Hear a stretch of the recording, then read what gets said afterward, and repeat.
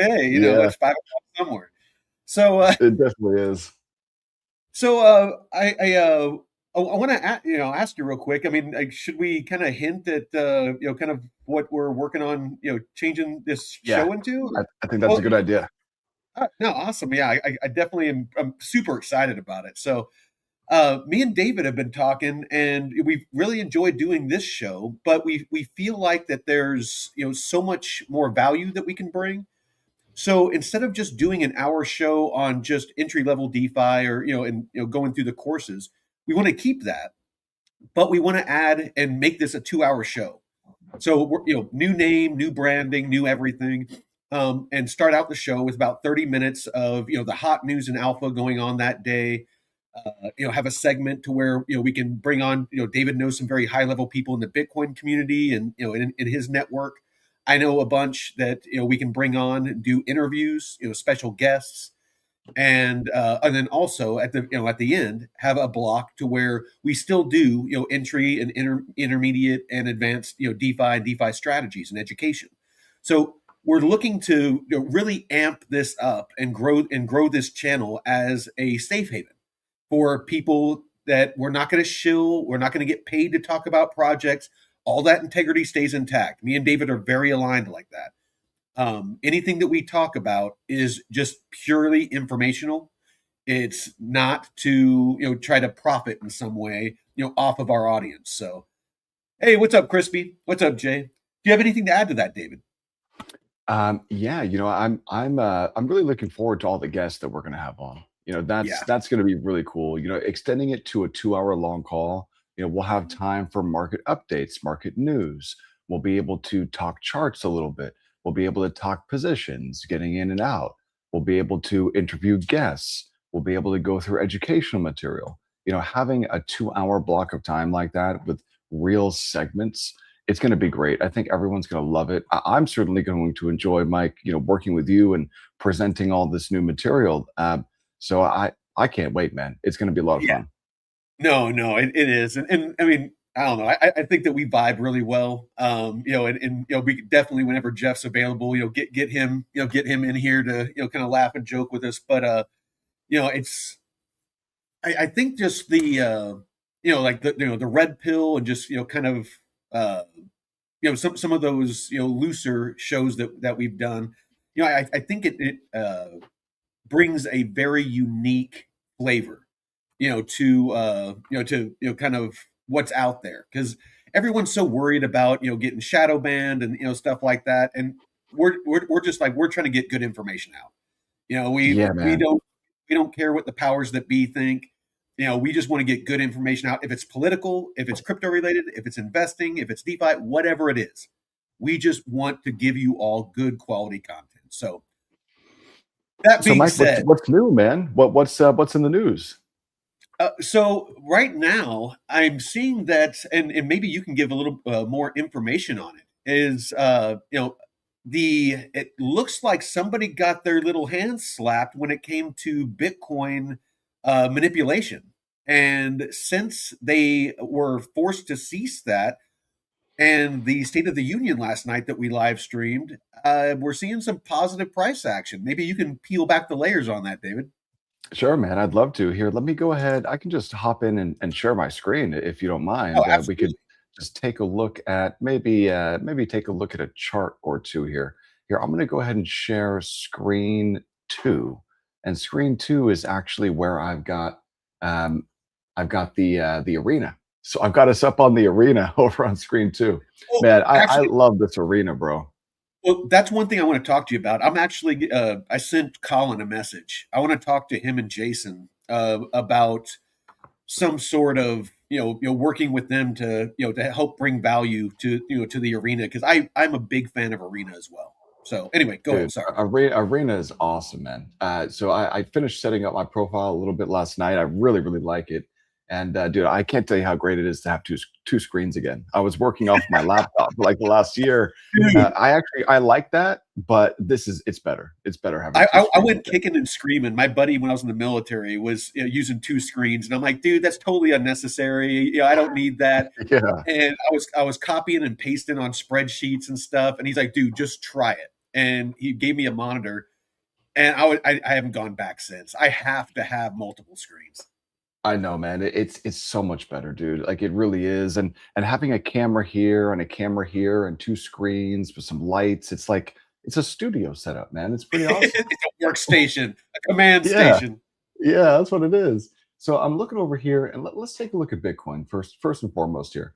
And the thing that we have to understand about Bitcoin is that it has been positively correlated or negatively correlated with all sorts of different assets or asset classes or indicators over the last several years. So right now, Bitcoin is positively correlated with software. So we can go ahead and visualize that correlation real quick. Let me go ahead and remove this moving average. So this is a daily. I also want to remove any of these drawn objects here. And what I want to do is I want to overlay on top of the candlestick chart of Bitcoin. I want to overlay the software ETF, IGV. Okay, you know what? I need a different. There we go. Look, one more time. IGV. I need a different scale, new price scale. There we go. And so take a look at how tight this correlation is. So when I you heard when you measure somebody talk this, about yeah, this on Monday. yeah, it's a really, really, it's tight, very tight. Fucking, Toy, it's like Toyga. it's tight. It's toy. 0.7, man. That's a very, very positive correlation. 0.7. And so basically, if we see software bounce, that tells me that, hey, maybe Bitcoin gets a bounce. And also Bitcoin's been beaten down. We haven't gotten any real type of bear market rally. Not yet. I mean, this all of this price action here, this was just a bear flag. All of this. Here's the Yeah. pole, here's the flag. And we're starting to form maybe another flag. So here's the pole. And then we need this to move a little bit higher for this really to be a flag here. But the bottom line is if software Now that bounces, bottom one, is that looking like a bear flag or a bull flag? okay, so this bottom one right here, you've actually got what looks kind of like both.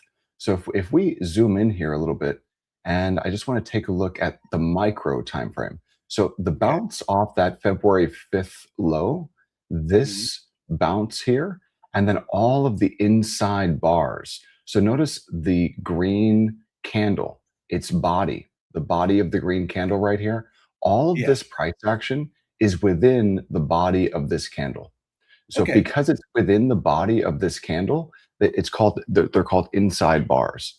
So you've got Okay. So this. basically, what you're talking about is from the top of that big candle to the bottom. It's basically it's respecting that range. So basically what I'm doing is it's called painting a flag. So Okay. you've got the pole right here, and then let me just paint in this flag. Okay. So you got the pole and then you got the waving flag. And importantly, it's got to be downsloping. The flag has to be downsloping. And so right here, this was the pole, It's a and then the up. So this was the upsloping bear flag. So here's the bear flag, and here is the bull flag. So we've got a okay. bull flag here, and we've got a bear flag here. Now, the longer time frames matter more than the shorter time frames. So Okay. this little bull flag here, it's great that it's pushing up towards the top of the range. I mean, don't get me wrong. I love to see, Bitcoin bouncing. But this entire bull flag here is less important than this bear flag was, and then this downtrend is. So the downtrend is more important than the little micro bounce that we're getting here. Gotcha. So this is definitely a bull flag. But the important thing here is, we got to take, oh, look at that. ETH is highs of the day, highs of the day for ETH. So I really want to sell some calls. I want to sell some calls. Now that ETH has bounced, I really want to sell some calls here. Explain to people what a call is. Yeah, so an options contract is it's simply a contract to either buy or sell a specific amount of an underlying asset at a specific point in time at a specific price.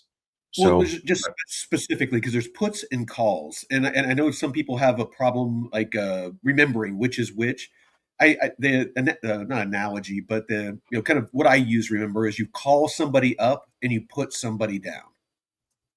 Sure, sure. You could think of it that way. Um, so puts and calls and puts and calls. Yeah, yeah. But Calls and puts and I know, calls and right? pants and boots and pants. Go And ahead. boots and pants and puts and calls. And So boots. I think that the best way for me to describe this, rather than, look, I mean, a call, if I sell a call, I'm short. If I buy a call, I'm long. If I sell a put, I'm long. If I buy a put, I'm short. Okay, so my little thing probably wouldn't work. Well, so here, let me see. I can share actually a different screen here. I think that this might be a little bit easier. Let me bring Gemini up into view here, just so that we can like talk through this, and we all know exactly what we're talking about here. If we're talking about puts and calls and puts and calls, so I need to zoom in here a little bit so that we can all see this. All right, so these are puts and calls are just basically the two main types of options contracts. But what is a call? So if you buy a call, then you are doing something that's referred to as buying premium. You're buying premium. So when you sell a call, you receive premium. When you buy a call, you pay premium. So a call option, if you were trading, if the underlying asset here is a stock, then if you buy a call, it gives you the right to buy stock at a pre-agreed upon price by an agreed upon date, the expiration date of that But it options but it contract. but it has to reach that price by that date, correct? Correct. Exactly. Okay. If it doesn't, then that call expires out of the money, Mhm. worthless. So the vast majority of options expire worthless. Now, that's a little bit about just buying a call. Now, So you what would buy happens to your liquidity in that case? your liquidity if you buy a call and the call expires out of the money. Your liquidity goes to zero. Goose egg. Okay. So Yeah. so it's kind of like being liquidated. Yeah, you basically you lose all of the premium. So all of the premium that you paid to buy that call, you lose it all. But that's Okay. also not a bad bet, because here's the thing: if you are buying premium, and just by the way, Mike, I never buy premium. I only sell premium.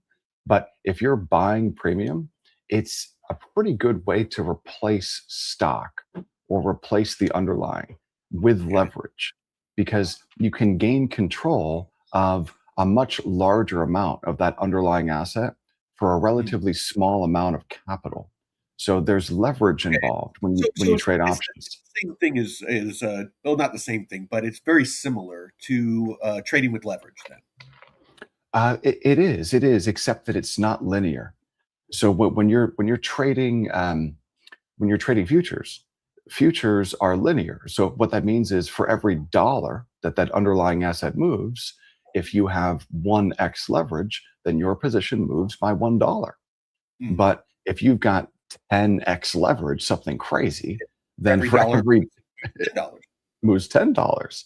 But when you're trading options, they're not linear like that. They're non-linear. So what that means is if you, let's say, buy a call and that same asset moves up by $1, you might not see your call move by much at all. So, it doesn't start to move until you get closer to at the money. That's so you start to see your deltas move. And I can actually share that with you too, rather than taking a look. Let's just walk through the basic description first so that we all Okay. know what puts and calls are. Yeah, And sorry, I then got I the can yeah, and then I can walk you guys through like actually trading this stuff, because I want to open a trade here. So puts, this is if you buy a put, you're buying premium again, and this is just a bet that markets are going to go down. And so if you buy, let's say, an at the money put for $1, well, if you're trading in the listed options world, it's multiplied by 100 because you got 100 shares of stock. So that $1 put that you bought is actually $100 to buy. Now, Gotcha. and yeah, so and then your break even is going to be the strike price plus the premium that you paid on that put. So you really need that underlying asset to move in order to just break even. So, and you've also got theta that you're paying. So you've got this time decay element if you buy premium. But if you sell premium, you end up with theta working in your favor. So Hmm. let's just get a really simple explanation of put options. So the put option gives you the right to sell an underlying asset at a pre agreed upon price by a pre agreed upon date. That's the contract. So you would use this if you're bearish. You would buy it if you're bearish. But Hmm. I don't buy premium. I almost exclusively Sell. sell premium. Right. So here's the inverse of this. If I wanted to express a bearish bias, but I didn't want to buy premium, I didn't want to buy a put. What I would do instead is I would sell a call. And so that's exactly what I'm going to do today, right now. I'm going to sell a call. So, just a couple of things that we need to know, just three basic pieces of jargon that we've got to know to be on the same page. The strike, this is the pre agreed upon price where you're going to buy or sell that underlying asset. So, you're going to see when I share with you the options chain in just a moment, you're going to be able to see the all the different strikes, and that the strikes are in a chain. So you'll be able to see what that looks like. So the strike price is the first piece of jargon you got to know. The expiration date. So that's just the expiration cycle, whatever expiry cycle that I'm trading, and then the premium. That's what you pay when you buy options, that's what you receive when you sell options. Okay. So, three basic pieces of information here. And now that we've got that out of the way, I'm going to close that up and we're going to go ahead and hop into the options chain over on Derive. So, here is Derive. And let me just make sure that we can all see this stuff together. I want to make sure that this is Yep. displaying properly. Awesome. Yep. Looks You can looks see it. good. Great. All Okay. we can see all the sexiness, all the finance porn. Yeah, that's really kind of what it is. This is but look, like, oh look, I got filled. Give me a fill, Phil. All right. So I got filled. So this little put, I just got closed. That's awesome. That's great. So let's just take a look. I opened this account last night live on Arena with like 45 people watching or something like that. It was awesome, dude. Nice. So, yeah, I just opened this up last night and let's take a look at the trades and let's just see. Okay, so we got two profitable closed trades. Awesome, great, and that's overnight. So right now, if I hop back into the portfolio over here, and we're just going to look at the current position that's still on. Okay, so this is that short ETH perp. So I want to take a look at my Greeks. And because I don't have any options positions open, I just have the perpetual futures position open. I don't have any Greeks other than my deltas. I don't have Now, gamma.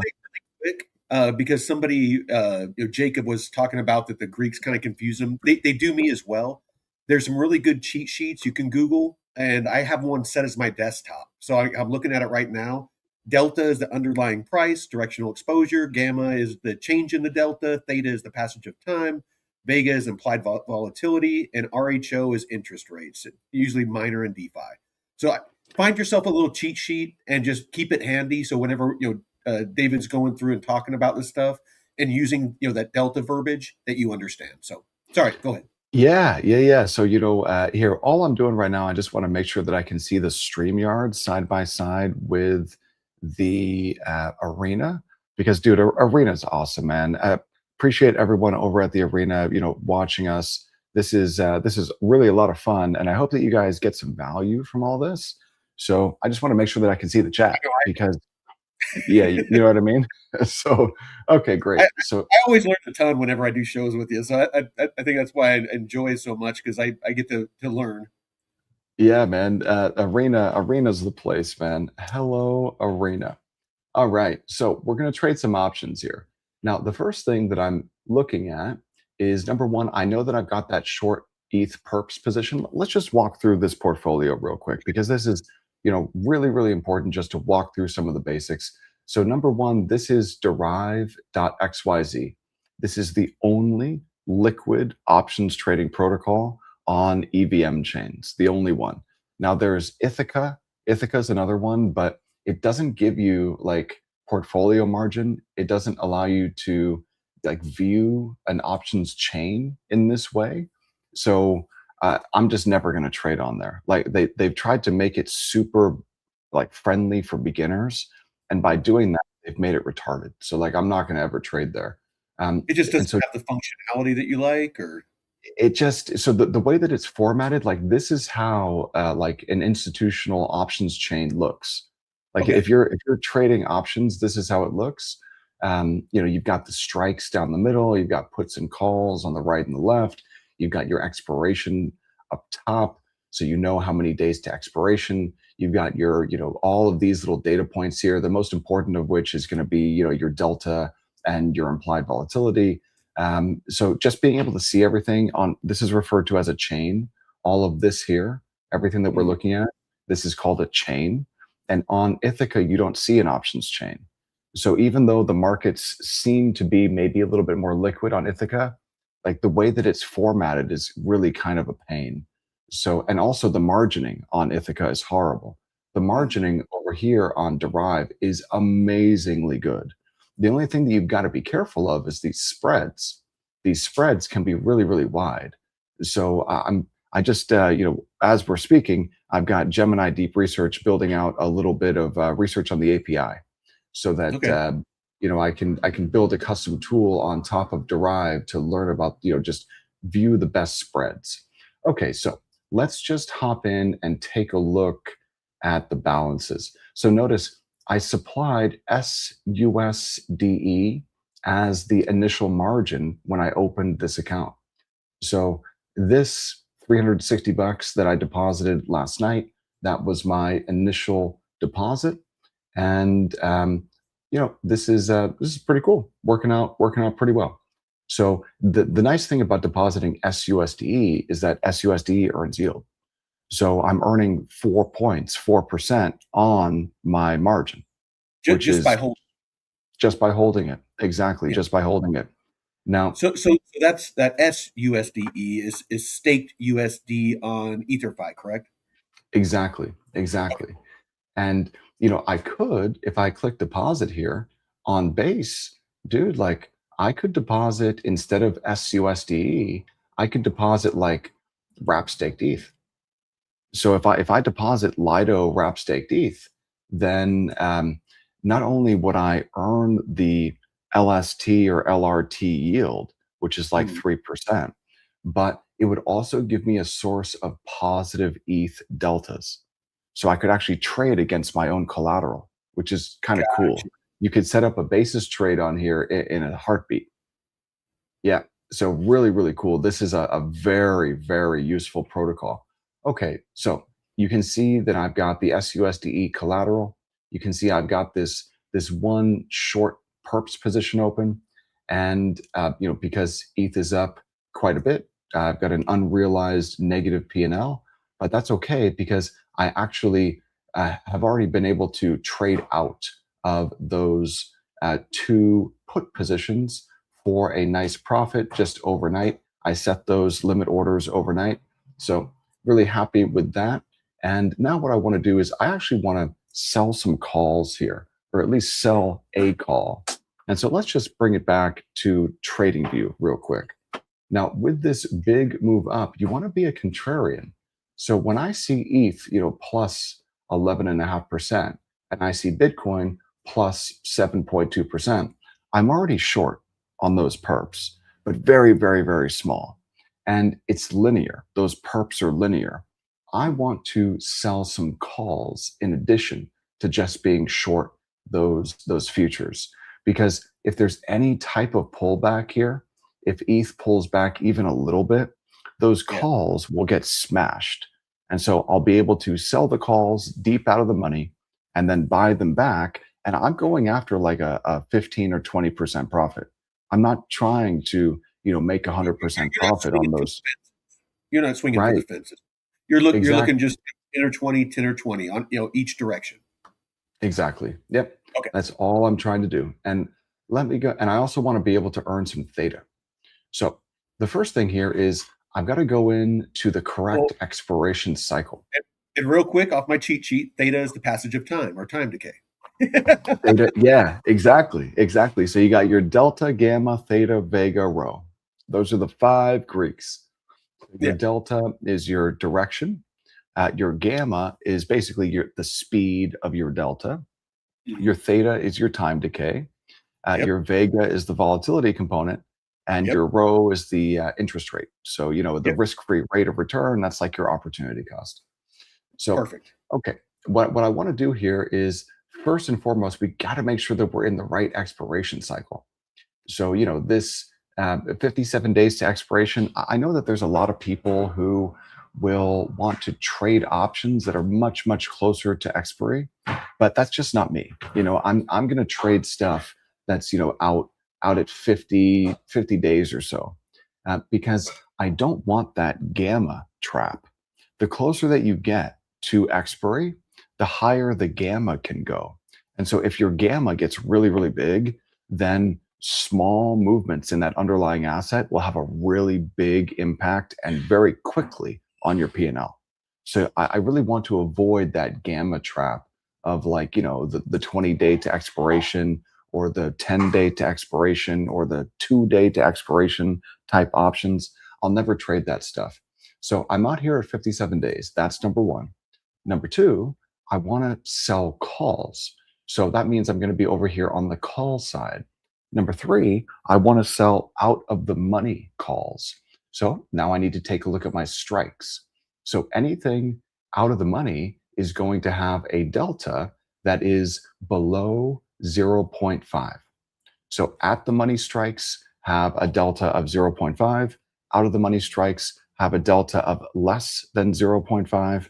In the money strikes have a delta of greater than positive zero point 0.5 if we're talking about calls here. So I'm looking at my delta first and foremost. And honestly, I don't even really need to look at the chart much. All I need to know is what's the implied vol and what's the delta. And so, are the options juicy to trade? Like, what do the premiums look like? But notice, in none of that am I looking at the chart. Like, you don't really need the chart if you've got an options chain like this. You just look at the chain. So, That's why you enjoy this platform so much. oh, dude, exactly. Yeah. Because this is what I'm used to. Like when I started trading options back when I bought my first Bitcoin in 2012, that was actually when I started trading Just so options people too. understand you started in TradFi and moved over into DeFi, right? Basically, yeah. Yeah. Yeah. So, what I'm looking at here is the delta. And so I want to sell far out of the money calls, like really far out of the money. So that means, like a 16 delta. So a 16 delta call is a one standard deviation out of the money call. And so what does that mean? It means that it requires a really, really big move for this call to get tested, for this strike to get tested. So one standard deviation means that, it's like it's like a 64% chance that it doesn't get there. So very unlikely. Now, we could actually multiply the delta by 2, and that gives us our probability of touch by expiration. So 16 multiplied by 2 is 32. So that means that we've got a 32% chance that by expiration, which is in 57 days, this 2800 strike call gets touched. So this strike gets touched. That's the probability of it. There's a 32% chance of that. And I can just Okay. calculate that with the back of the envelope math by multiplying the delta by 2. So I'm looking number one at the 16 delta options because it's one standard deviation out of the money. And number two, I'm looking at it because I know that there's like a 30% chance that it gets touched, which means there's a 70% chance that it doesn't get touched. And also, since ETH is up today, if we just go ahead and bring it on over here to ETH is up today by 11.5%. That's even better. So because ETH is up so much today, I So can sell. would you hedge that at all, or are you just deciding if you want to sell it or not? So I've already decided. I already know this is what I want to sell, Okay. and Okay. I'm not going to hedge it. Yeah, all I want to do is I want to be directional here. I really Yeah, do, because with the big pump out of ETH, I want to sell it. But I don't, yeah. I've already got a short futures position on really, really, really small. I want to sell Because the options because instead. you feel like that there's going to be a little bit of a pullback is kind of what you're I getting, do. right? I Okay. do. Yeah, I think that there's going to be a pullback, but I don't really need there to be a pullback. All I need is for volatility to compress. So what we've got to do here is we've got to get some Well, volatility data. you've already made a little bit of a profit. You've made that 10 to 20% that you're looking for, right? So I made that on the puts, on the Okay. short, on the puts that I sold last night. So Okay. those positions have already been closed for a profit. And Well, what I need, how are you sitting on these that you're wanting to sell? one more time, Mike. Oh, just how are you sitting profit wise on these that you're looking to sell right now? Okay, so for these calls that I want to sell down here, I'm looking to sell like the 26 and 2800 strike calls in the Okay. April expiration cycle over here on Derive. But what I want to look at first is what has implied volatility done. And so this is really interesting. So over here on Derive, this is actually Deribit, excuse me. So Deribit gives us an Ethereum volatility index. The most important thing that you've got to track when you are trading options is volatility. Volatility. That is the Vol- most important thing. It's the it's the volat. Respect my thought. You gotta respect the volatility Yes. because like this is what you're trading when you're trading options. You're trading volatility.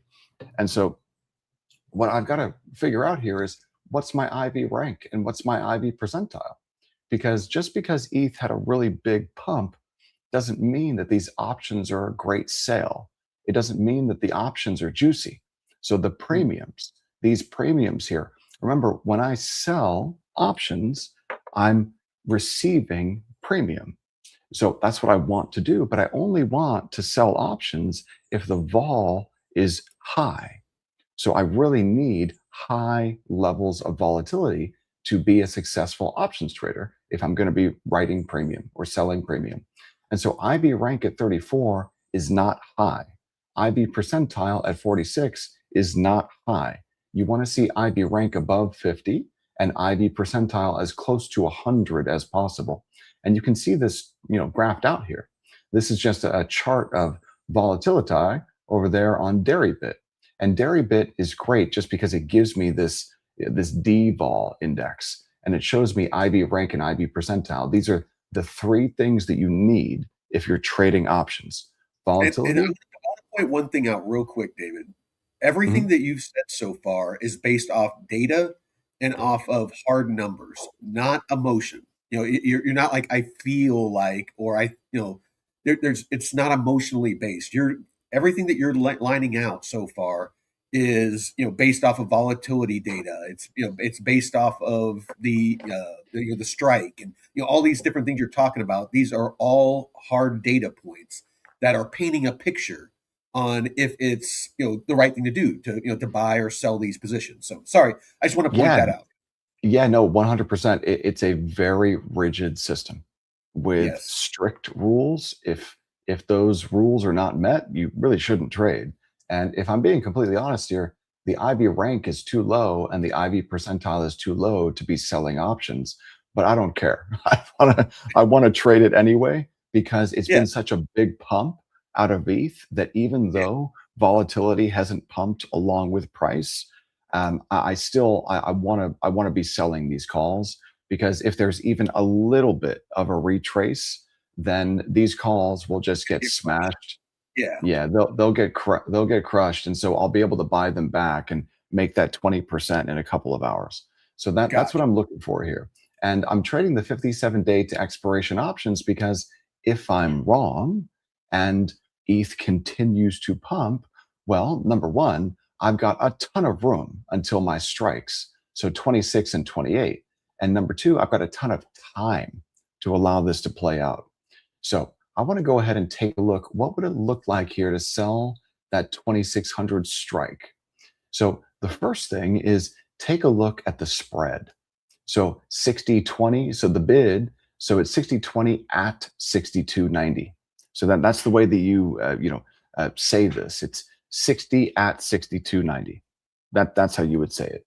Or you could say something like 60 at 63. So 60 at 63. So the bid is what we're focused on, the 60. So I've got Okay. I've got my price, I've got my order book open here. Let me just bring this over so I can see this a little bit better. Okay, so I want to sell to open, and I want to see, because I'm on this portfolio margin account over here on Derive. If I slide this to the right, let's see. Okay, so it's going to allow me to open 0.86 contracts. So I can't sell an entire contract because I don't have enough buying power in this portfolio margin account. Also, probably because I'm short futures. If I were long futures, then this short call would be offsetting those deltas from that long futures position. So, long futures, short calls is a synthetic short call. Or what is that? No. So that's a synthetic, but I got it mixed up. Let me just bring it on over here to school real quick so that you guys can see what a synthetic is, because I put this together. All this research, I put this together yesterday for everyone in school, and I just want to share this with everyone on the call with us today. These synthetics, real quick. So this is long This perp. is and what David's pulling up right here is all from the 100% free DeFi University. No strings attached. Link below if you want to go check this out in more detail. Sorry, go ahead. Right. Yeah. Yeah. Yeah. So, I see what the blockchain report's putting in the chat about takes more capital if you outright sell versus a hedge. Um, yes. But if you've got a portfolio margin account and, your positions offset one another, then you can actually, get much, much better use of your margin. And so this is if I were long the perp, doesn't have to be on GMX. It could be on Derive. In fact, it would have to be on Derive. So if I'm long the perp, and I sell calls against it, then that's a synthetic covered call. So just wanted to point that out there. Now I'm short perps, but I want to sell these calls. So I'm just adding more short deltas. So that's really what I'm focused on here is with this big pump in ETH. If we just take a look at ETH one more time, plus 11.58% today, and Bitcoin plus 7%. With the big pump, I really just want to sell. I want to sell the pump. So I'm going to hop on over here and I want to take a look, sell to open. I can sell 0.86 contracts. That's 100%. I'm going to dial it back a little bit. I'm just going to sell 0.77 contracts. So take a look. I'm receiving $45.70 in premium. The buying power required is $198.90. I've got $224 of buying power available. My liquidation price would be $22.35 because I'm also short those perps. So if I wanted to fix this, then I could sell some puts against that short call and that short futures position. So because I'm in a portfolio margin account, I can actually sell those puts right after I sell this call here. So the first thing that I want to make sure that I do is I get a good fill. So this limit price, if I want to get a better fill on this, I might just end up hitting the bid. But let's just see. I probably just want to get filled live, but I want to tell you guys how wide these spreads are. So I brought up this calculator here. So this is 61 at 64 now. So that tells me that ETH is continuing to pump. So if these premiums are going up, that means ETH is pumping. So if I go ahead and say 60, let's just go 60.7 minus 64.1. Okay, so $3.40 wide. And now $3.40 divided by the bid, divided by 60.7. So, and then multiplied by 100 here. So this is 5.6% wide. That's like you could drive a truck through these spreads, man. It's ridiculously wide. Yeah. So what that means is I've got to bake that spread in to my profit margins when I close the position. So Okay. when I go ahead, I'm just going to go ahead and sell this and hit the bid. That's fine, just so that I can get filled like right now live. So I'm going to go ahead and open this position and I'm selling that call and I got filled. Okay, and now take a look at the unrealized P&L. Instantly, I'm down. It says here 4.09%. That's the spread right Yeah. there that I That's paid. that 5 point whatever that cut into your profit. Right. So what I'm going to do now immediately is I'm putting in a limit order to close. And so I want to be able to buy this back for less than the premium When that I collected. when ETH pulls back, you want to use that liquidity to buy back in. So all I want to do is I want to buy back the call. So I sold the call and I But at a lower received, price. yeah, I want to buy it back for a lower price. Exactly. So I Gotcha. sold the call just now. I sold that call. And if I take a look at my Greeks now I'm more short. You see, I've got more negative ETH deltas, and that's what I want. Yeah. Big pump, I want to be selling it. So you can see my dollar delta value and look at my theta now. I've got all this positive theta now. And that's exactly what I want. I want to be earning theta.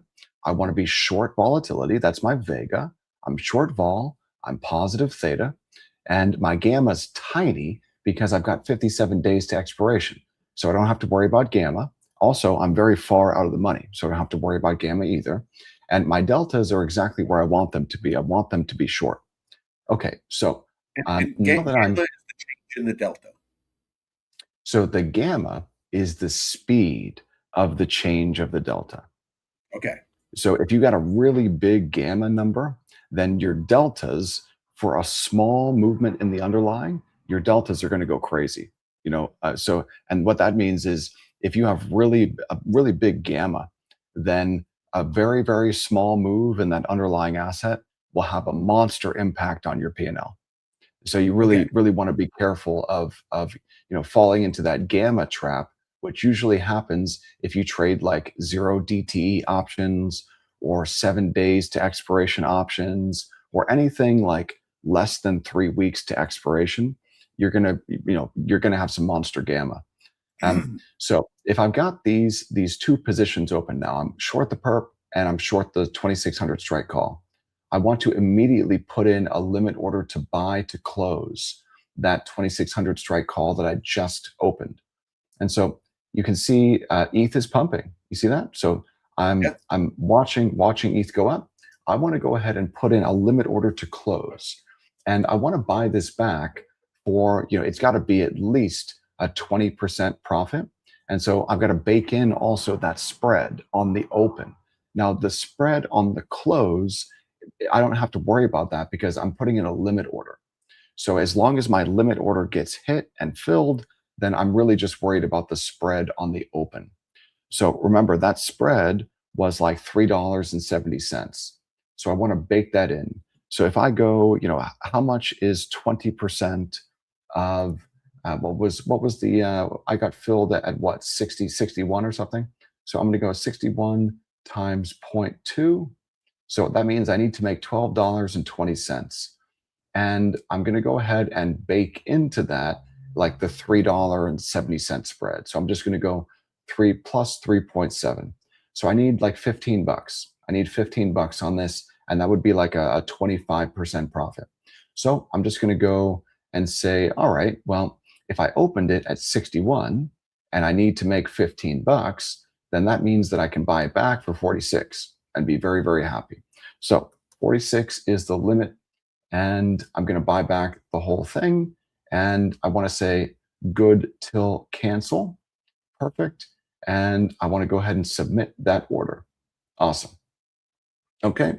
So it's submitting that order to close the position if my limit price gets hit. So just want to make sure that it successfully submits that order there. Just waiting for a confirmation from Derive. And I hope that I get that order. Okay, good, good, good, good. So I'm just looking to see that's the ETH perp, and there's the call, there's the amount. So buy back the 0.77 contracts. There's that limit price. It's an open. It's an open order, looking good. And okay, great, great, awesome. Very happy with that. Now I want to hop in here, take a look at my Greeks. So, negative 0.28. So I'm pretty short. What happens if ETH continues to pump? If ETH continues to pump, I'm going to be unhappy here and my buying power is going to move even lower. I might actually get forced closed on one or both of these positions if ETH keeps pumping. So I want to mitigate that risk. I'm going to do that. Hopefully, I can actually sell a put against those futures and that short call. If I can sell a put, then not only will I be able to collect some more premium, but and I want to remove that. Okay, not only will I be able to collect some more premium, but because I'm in a portfolio margin account, if I sell a put against these short calls and short perps, it's going to make my deltas less negative, which will improve my position in this portfolio margin account. So, and Now, what he's talking about is his deltas, and so my understanding is, and correct me if I'm wrong, is the closer that you can get to basically zero, the better your position is. a lot of traders, when they trade options, like to be kind of sort of delta neutral. Um, but, for me right now, I want to lean a little bit short. I just don't Okay, want to be exclusively short. I want to have some positive deltas. And, if I take a look at this 16, if the market moves against you, if it keeps pumping, then then basically it wrecks you. So that's kind of what David's trying to do. Is he's trying to lean towards how he thinks the market's going to move based off data, right? but doesn't want to go too far one direction, because if it goes the opposite direction, it wrecks his entire portfolio. Right. So if I take a look here, ETH plus 12%, you really don't want to be selling puts when the market has pumped. But because I'm already short these, short the call and short the futures, and my buying power is almost exhausted and my margin utilization is pretty high, I need to hedge these positions. So I'm going to do that by selling an out of the money put. And that 1600 strike right there, that's pretty deep out of the money. It's a 15 delta put. So that's, very, very far out of the money. I'm pretty happy with that. I just want to go ahead and calculate the width of the spread right now. So if I go ahead and, reset this calculator, I'm going to go 54.70. That's the ask minus the bid, 52.30. And I'm going to go ahead and use the API moving forward to do this automatically. But so $2.40. So if I take $2.40 and I divide it by the bid of 52.30, and then I And multiply that by 100, and I get 4.58%. So still pretty darn wide. But I'm going to go ahead and see if I can hit this bid anyway. So 52, 52.30, and let's see if it'll let me sell this. Let's see how much it'll let me sell. Wow. So I can sell zero point 0.7 contracts. That's pretty amazing. And it's not going to, it doesn't look like it's going to do much to my buying power here. Awesome. I'm going to go ahead and open this position and I'm just going to hit the bid. And so we're going to be able to see in my positions here, after this is opened, we're going to see the immediate negative unrealized P&L. And that's my expectation here. Okay. So I just went ahead and sold and I got filled. And here's the position. And so now there's the put. And you see that? Negative 3.53%. So that's the spread. I yeah, just basically paid that spread to hit that bid so that I could get the position on. And now I've got no buying power, but I went ahead and hedged myself a little bit. So I want to immediately put in an order to close this thing. So the close that I'm looking for here is going to be, again, like 20, 25%.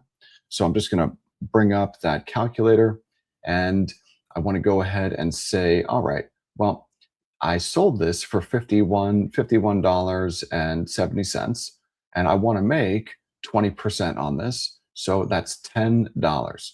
So if I then go, something like $10 plus the $3 spread, so I'm just going to go 13. So if I sold it for 51.70 minus 13, 64. 38.70. So 39.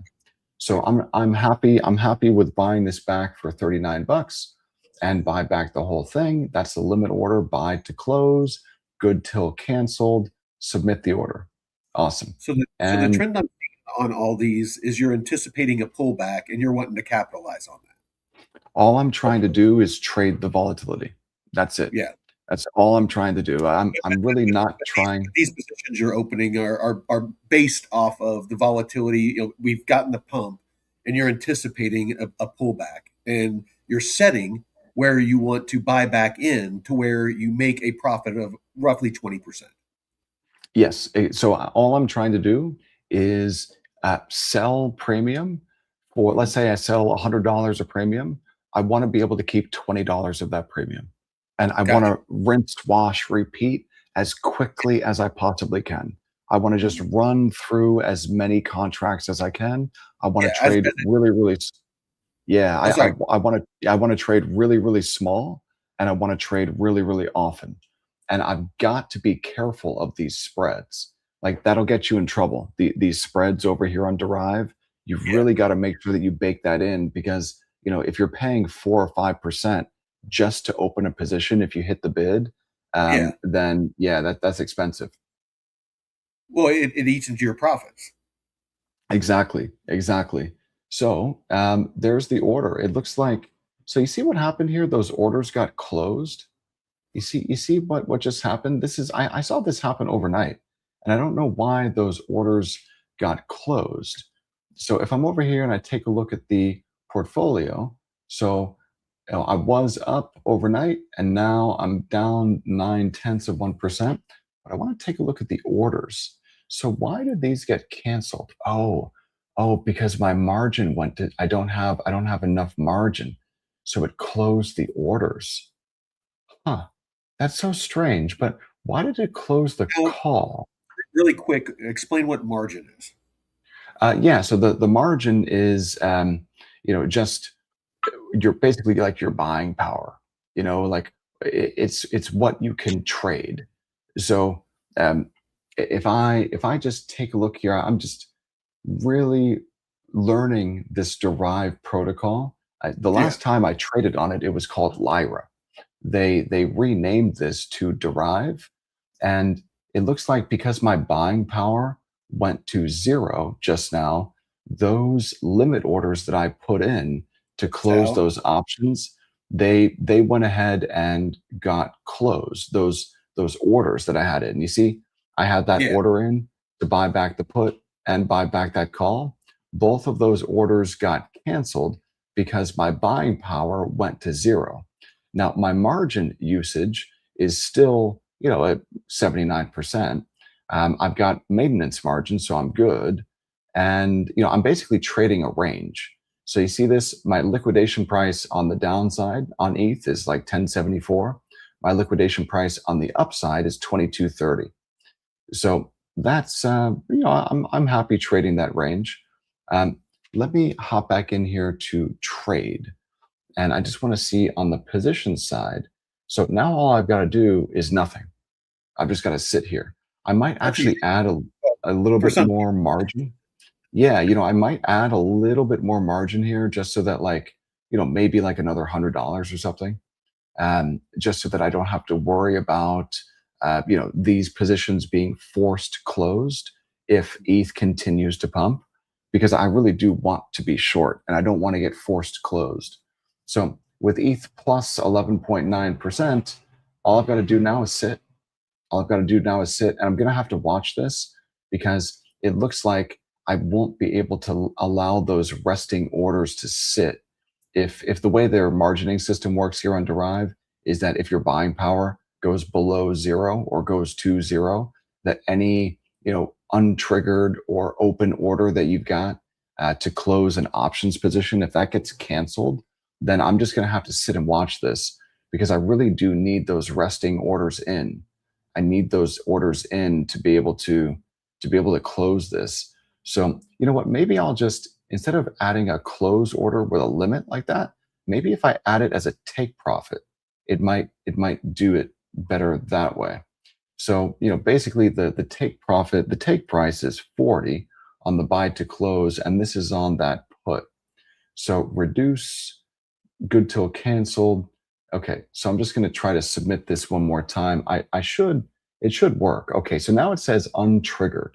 It doesn't say open. It says untriggered now. So it looks like this is just a different type of order. So, Okay, so so the positions. orders are based then. Yeah, they're not triggered. Yeah, I mean, They're not seriously, woke. If they were woke, they'd be triggered. yeah, triggered. I'm not Somali. I do not get triggered. So I'm just going to go ahead and put this order in also, and I'm going to put. I sold this one. This is the call. Okay, so the call. I want to be able to buy this call back for like really I'd like to be able to buy it back for 40.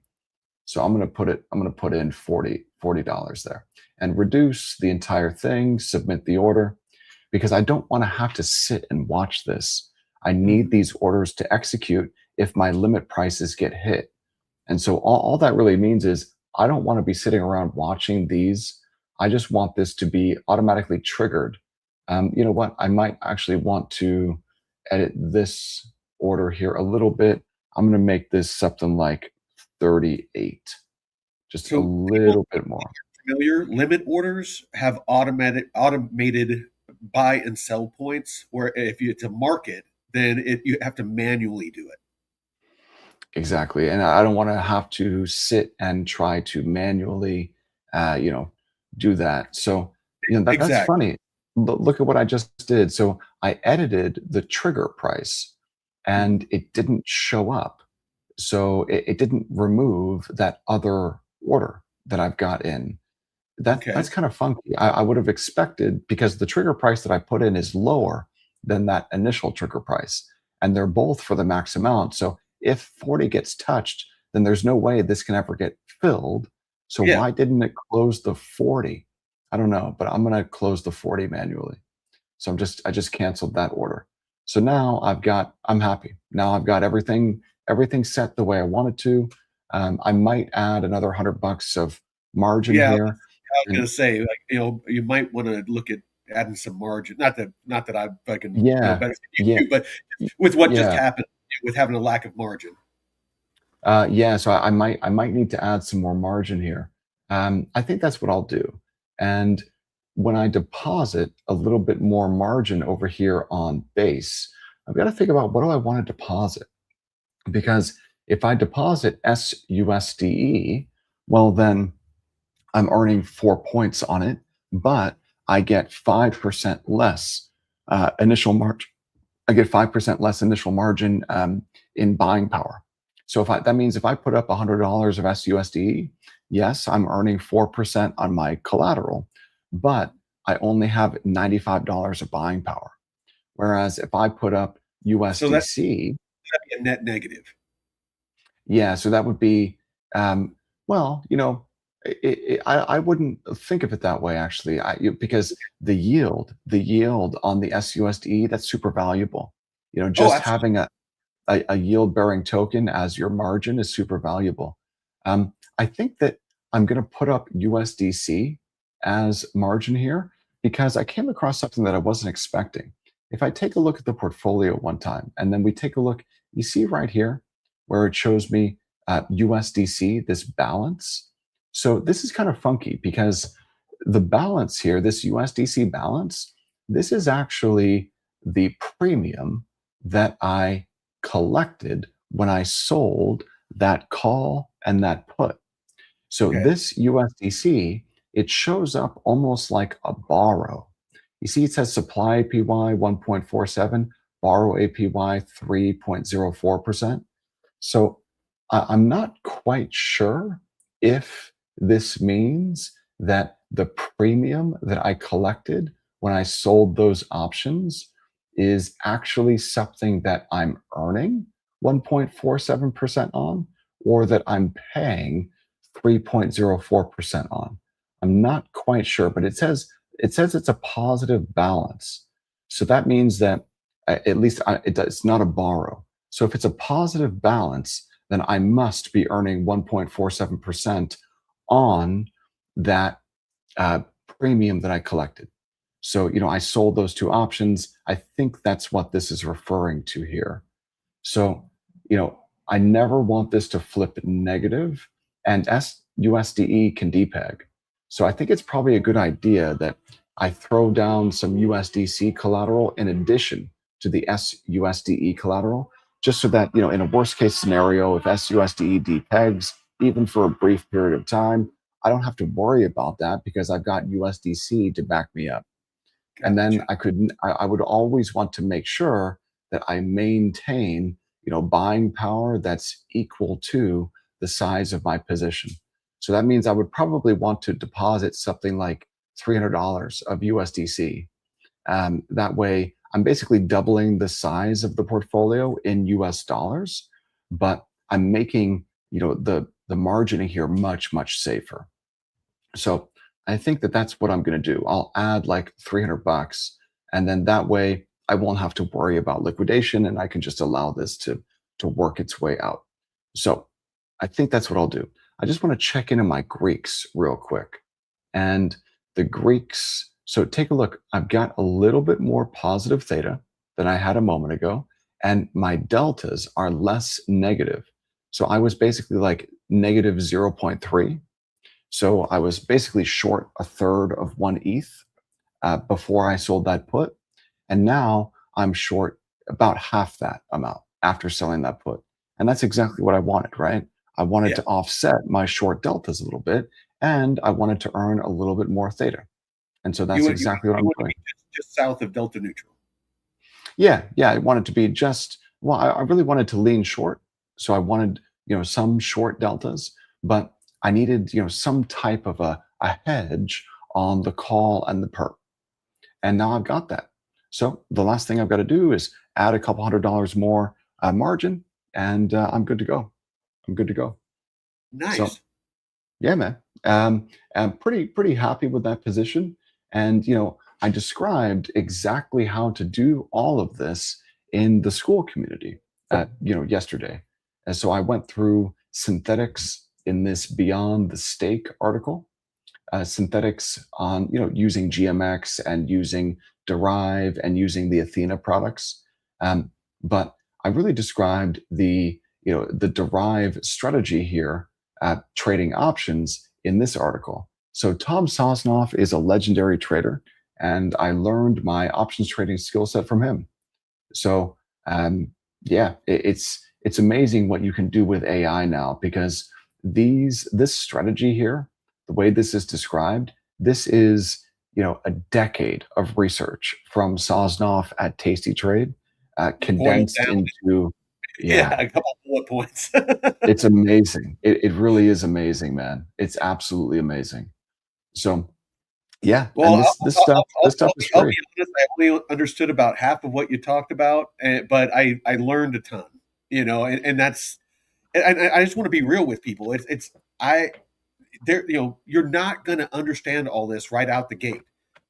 That's why it's so important that you use the course material so you can go through at your own pace. At DeFi University, make sure that you're tuning into the show, every morning at, right now it's 9 to 10 here soon. We'll let you know as it evolves. Going to be 9 to 11 Pacific time. But, the more that you can hear, data, delta, theta, gamma, all those things, it's going to sink in to where one day it's just going to be like, oh yeah, okay, I know exactly what that is. And it's all just going to click. So stay disciplined, stay focused, and make sure that that you're keeping up with your education, because this and having discipline over your emotions is what is going to make you a successful trader. It's going to make you successful in DeFi. It's going to make you successful in life. So, David, closing thoughts. Yeah, I think that look, I echo everything that you're saying, Mike. And the most important thing for me when I see markets pumping like they are right now is taking the opposite side. I don't want to trade with the herd. I want to take the opposite side of what the herd thinks. Yep. So if I'm looking over here at, my trading view You and I got you got see that. Well, you didn't get it from Gareth, but he was just on his show. I started watching him after you mentioned him. He actually said that yesterday. Is he's like, I look in my comments on my show, and if okay, everybody's telling me I'm an idiot, and and I then know that, you're yeah, on the I go right right. side. Exactly. Yeah, exactly, man. And so, when I see, okay, here's some resistance, ETH pumps, breaks out above resistance within this big downtrend, that tells me that we've got some further resistance up above. But dude, I want to sell this. I want to sell this all day long. And if I can sell it by trading out of the money calls, up in this region that I'm marking with my arrow, between like the 2500 strike and like the 2800 strike up here, if I can sell calls up here after Hmm. ETH pumps by 12%, dude, all it takes is either for time to pass, or for ETH to go up a little bit, or for ETH to go down a little bit and time pass, and I'm profitable. So that's what I'm looking forward to, is sitting on my hands and doing nothing and letting those options close. Letting those, I want to let those options Those limit, hit those those orders. limit, yeah, those limit orders. You're wanting those to. Exactly. Yeah, so I mean, basically, like the most important thing for me is, just being able to take a little bit of a directional bet, earn some theta in the meantime, and as long as time passes, then and if those options remain out of the money, then it's just a matter of allowing time to pass. And you let time pass, they become profitable, and then I close them. That's it. Simple. Perfect. So I don't exactly take a directional bet, like not really directional, but of course I've got a bias, right? Everyone's got a market bias, and my market bias right now is to be a little bit short. So I'm very happy with that, man. And the education here, you shouldn't expect to understand options after 1 hour. You know, it's Well, uh, it's a lot. It's a lot. I mean, yeah. Don't get frustrated. It because like again, I mean, I've been doing shows with David for a while now, and I mean, he's been doing this for decades, and you're listening to somebody that has put an insane amount of time into learning this stuff. So don't expect that you're just going to watch a couple of shows and you're going to be an expert at this. It takes time, it takes discipline, it takes focus. Get out of that mindset. This is a marathon, not a sprint. Get out of that mindset of instant gratification. Don't just jump in and start trying to do what you're seeing on this show with real, real capital, with real liquidity, and expect that you're just going to be profitable right out the gate. So slow down, pump the brakes, invest the time, and eventually, it will all click, and you'll be able to be a successful, trader. You're going to be, successful in DeFi. You're going to be successful in whatever it is that you try to do. But it takes discipline. Liquidity. Liquidity, you need you need liquidity. yeah. Without liquidity, Yeah, man. It's good stuff. I appreciate everyone for joining live, and yeah, man, we're gonna keep putting out amazing content like this. And Mike, I'm really looking forward to this new show, man. Being dude. able to go through market news. Yeah. Like, is there anything that's any big news items in crypto and DeFi that we didn't cover yet? No, I mean, I'm seeing some stuff. I posted a couple of things that I mentioned earlier on in the show, in our newsletter and stuff like that. But for the most part, yeah, I'm just I we'll let you know how it evolves. I want to try to I don't want to rush it too much, but I want to make sure I want to get the show going as quickly as possible, because I think that this is the time for people to be finding a place, a reliable place, a one-stop shop to get their news, their macro, to get some TA, to get some DeFi education, the options trading, just all of this different information all in one place, a trusted place. Again, a place where we're not shilling things, we're going to be fully transparent. If If we're if we're doing stuff like this and we're losing money, you're going to see that live. David was sharing his screen. It shows his P&L. It shows all of this stuff. We're not going to paint a picture that we're making millions of dollars on this channel if we're not making millions of dollars. We're going to show you the losses. We're going to show you the wins. We want to be fully transparent and be a channel of integrity. So stay tuned. Me and David will be meeting here soon and dialing all this in. We just want to get a format together. Come up with a name. Just kind of get all that dialed in. Start talking to some people about coming on the show. Like David was talking about interviews. Special guests that have special skill sets. All those sorts of things. So stay tuned. It will be happening soon. Respect the liquidity. But always respect the liquidity. That's right. And with that, thank you all. Thank you, Mike. And we'll see you tomorrow. Veteran Crypto out. Peace.